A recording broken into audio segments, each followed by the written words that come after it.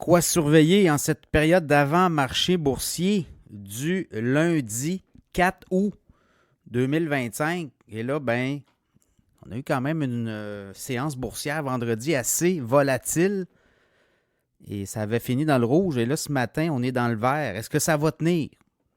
On se le souhaite. Le Dow Jones monte de 230 points en avant-marché.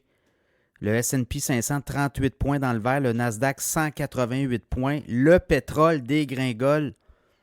1,39 de baisse, 65,94. La semaine dernière, le pétrole était à 70 US, le référence WTI. La bonne nouvelle, c'est qu'à l'essencerie, dans les postes d'essence, ça devrait descendre normalement. Là. Au Québec, il n'y a plus non plus de prix plancher. C'est ce qu'on nous dit. Donc, il pourrait y avoir des baisses du prix de l'essence au Québec.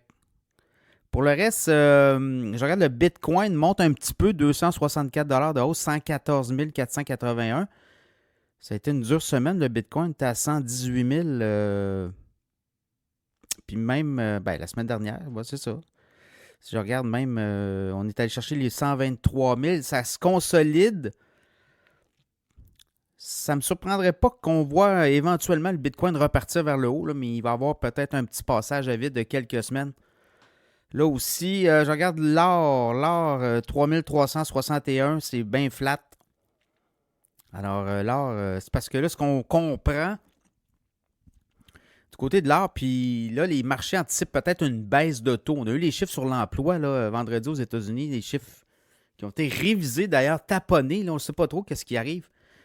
On annonce des créations d'emplois records, puis un mois et demi plus tard, on révise tout à la baisse de plus de 3/4. Donc, c'est assez spécial comment on calcule les chiffres sur l'emploi aux États-Unis. De Trump a perdu patience vendredi. Il a mis dehors la fille responsable des chiffres sur l'emploi. Donc, ça aussi, c'est inquiétant. Comment on calcule les chiffres sur l'emploi? Est-ce qu'on est manipulé de mois en mois? Je sais que c'est des sondages, puis ça a l'air c'est très, très sérieux, mais comment on peut arriver à changer une création d'emploi de 100 000 à 10 000, par exemple? Là? C'est parce que là, on s'est trompé pas à peu près d'un chiffre. Et souvenez-vous aussi, à la veille des élections, là, on était arrivé avec des chiffres records pour les démocrates, alors que c'était Biden qui était là et Kamala Harris qui était dans la course contre Trump. Et genre 2 mois après, on révise tout à la baisse comme si c'était gonflé artificiellement. Donc, il y a des questions à se poser là aussi. Trump s'en pose, de toute évidence. Le Hang Seng du côté de Hong Kong, 24 000 points, 225 points de hausse. Il y a comme une corrélation depuis plusieurs semaines entre le Hang Seng et les bourses américaines. Quand le Hang Seng est dans le rouge, habituellement, les bourses sont dans le rouge aux États-Unis. Là, on est dans le vert. La semaine dernière, ça a été pas mal corrélé.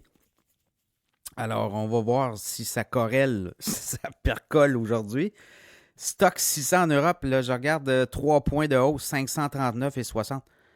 Alors, ouais, on va prendre ce qui passe, comme on dit. Du côté des histoires du jour, là, il y a des résultats financiers. Il va y en avoir pas à peu près là encore. 80% des entreprises qui ont donné leurs résultats financiers à date sur le S&P 500 battent les attentes des analystes. Fait que si on dit que l'économie va mal, les entreprises font des profits pas à peu près, là.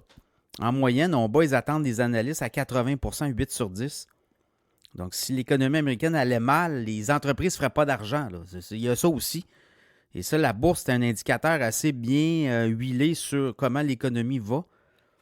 Donc, on va regarder ça aujourd'hui avec plusieurs. Là. Semi-conducteurs, je regardais les ETF.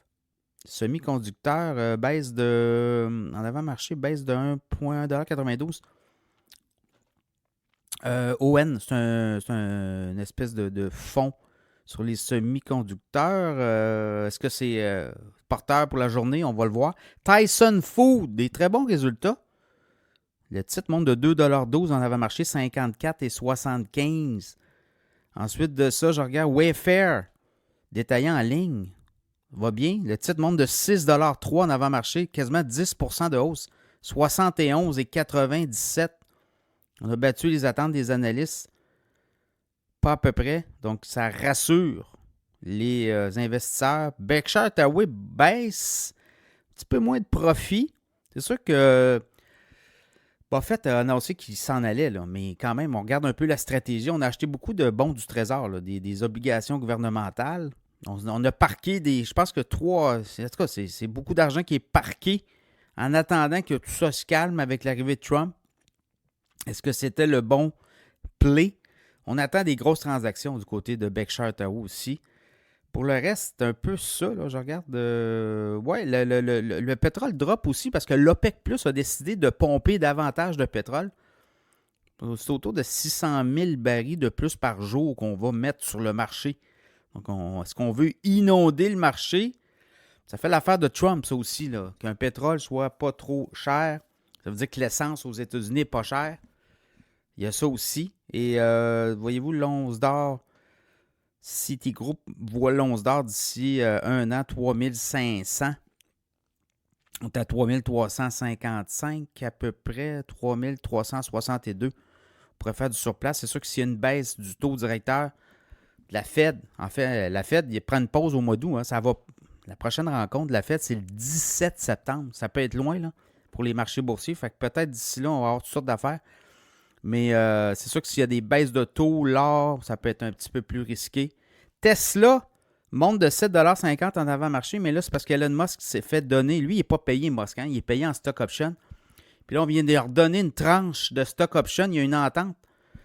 Et c'est l'équivalent d'à peu près, qu'on dit, 29. C'est 96 millions d'actions.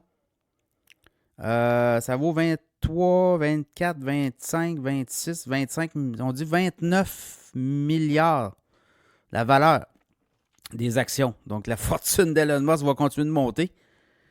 Il vient de se faire octroyer un autre bloc d'actions pour une valeur d'à peu près 29 milliards au prix actuel. Évidemment, lui, son but, c'est d'amener l'action à un certain niveau. Hein? C'est ça aussi. Dans sa rémunération, il n'y a pas juste... En fait, il y a zéro salaire. Il se fait juste payer en stock option. Donc, dans le cas de Tesla, 22,5 milliards de revenus en baisse au dernier trimestre. 1,2 milliard de profit net en baisse aussi. Donc, voilà.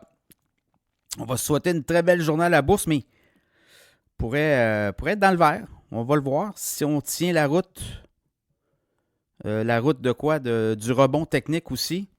À suivre.